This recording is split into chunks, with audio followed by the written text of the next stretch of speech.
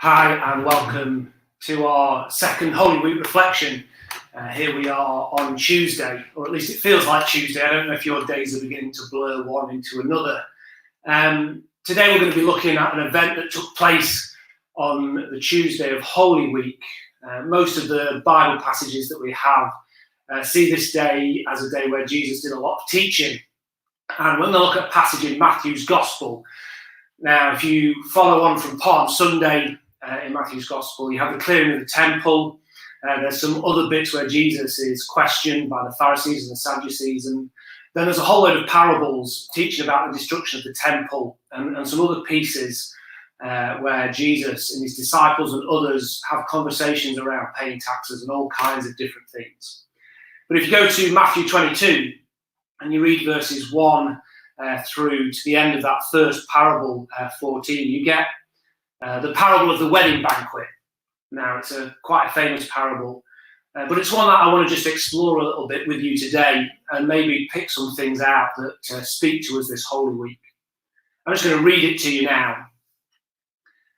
Once more, Jesus spoke to them in parables, saying, "The kingdom of heaven may be compared to a king who gave a wedding banquet for his son. He sent his slaves to call those who had been invited to the wedding banquet, but they would not come. Again, he sent other slaves, saying, 'Tell those who have been invited, look, I have prepared my dinner. My oxen and my fat calves have been slaughtered, and everything is ready. Come to the wedding banquet.' But they made light of it and went away, one to his farm, another to his business. While they seized his slaves, mistreated them, and killed them. The king was enraged. He sent his troops to destroy those murderers and burned his city. Then he said to his slaves, 'The wedding is ready, but those invited were not worthy. Go therefore into the main streets and invite everyone you find to the wedding banquet.' Those slaves went out into the streets and gathered all whom they found, both good and bad. So the wedding hall was filled with guests. But when the king came in to see the guests, he noticed a man there who was not wearing a wedding robe. And he said to him, 'Friend, how did you get in here without a wedding robe?' And he was speechless. Then the king said to the attendants, 'Bind him hand and foot, and throw him into the outer darkness, where there will be weeping and gnashing of teeth. For many are called, but few are chosen.'" Now, there's a similar passage in Luke that talks about a wedding banquet. And there's common interpretations, and often these interpretations take little bits from both parables. But I want to look just at Matthew, where it is in its context, and maybe just ask some questions for us in Holy Week. Now, often when we read parables, we interpret them, the king is God, the servants are his prophets, that the prince is Jesus, and this is about the great wedding feast, something that the Jews look forward to. And that this was actually, a parable saying, the Pharisees didn't want to get in, so Jesus then sent out, God sent out his messengers to everyone, and they were welcomed into this banquet. But if you're not wearing the right clothes, you get thrown out. And I want to offer maybe another interpretation, something for us to think about in this parable. The first thing I want to note is that Jesus opens up with these words: "The kingdom of heaven may be compared to a king." Now, when you were at school, they used to ask you about, compare and contrast.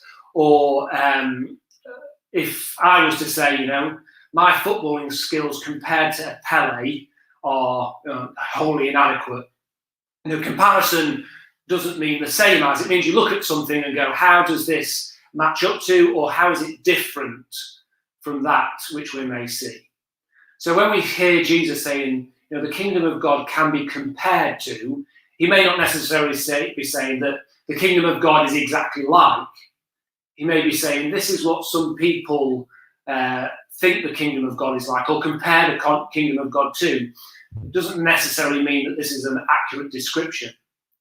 The things that trouble me throughout this verse, that make me bristle when I try and relate this to the God I know and love and the story of Jesus, is that the way the king, who is often the God figure, responds all the way through this is always by repaying violence with violence.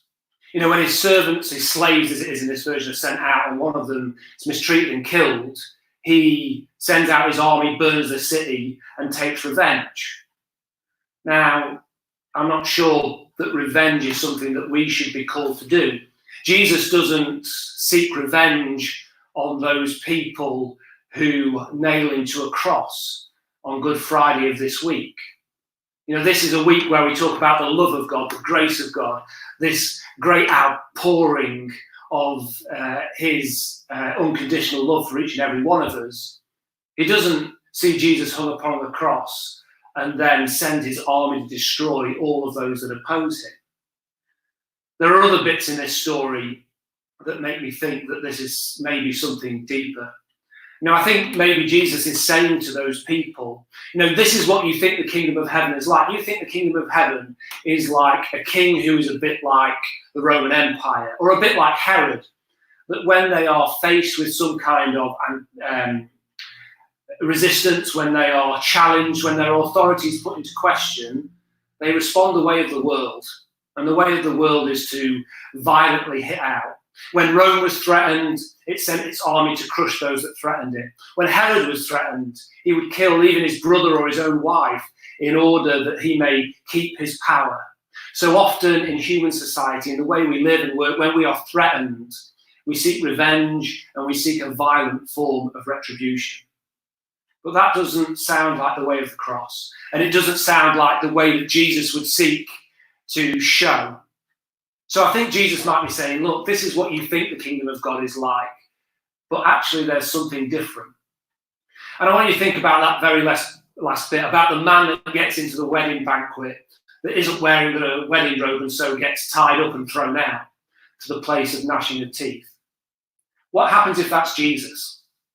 What happens if Jesus is the one that rocks up to the supposed kingdom of God that everybody else thinks is about to be brought in, to the kingdom of God that humans think the world should be run like?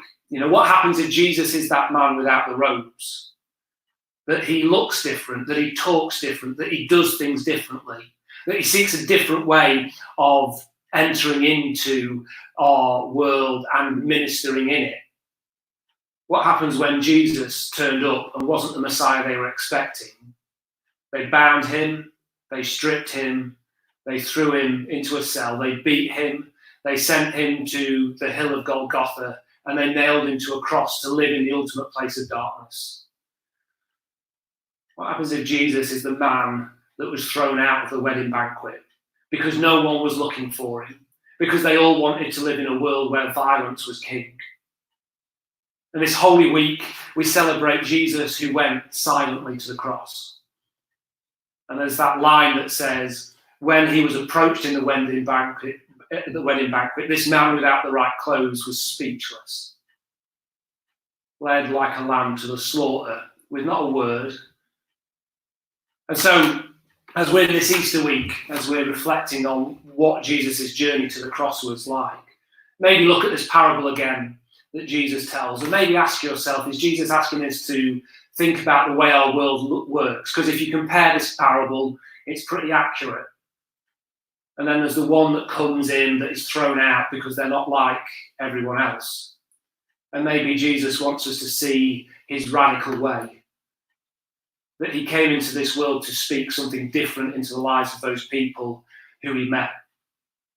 And maybe you could ask yourself the question, how can you speak differently into the lives of people that you meet? How can you speak differently into the lives of friends and family? How can you be different? How, when you are faced with people who mock you, people who turn their back on you, people who don't always respect who you are and what you've done, do you seek to crush them, reject them? Do you try and pay back with violence as they have violated you?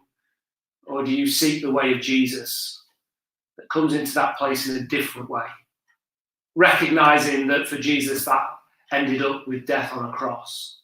And for each of us, we may try and be that peacemaker, but we may also end up persecuted in that. I hope that you've enjoyed this, or at least it's made you think about things. And we'll have another one tomorrow and throughout the rest of Holy Week. Please look out for them and join us. And if you've got any thoughts, comments, responses, please send them in or comment on this video as you can. Now take care and be blessed. Bye.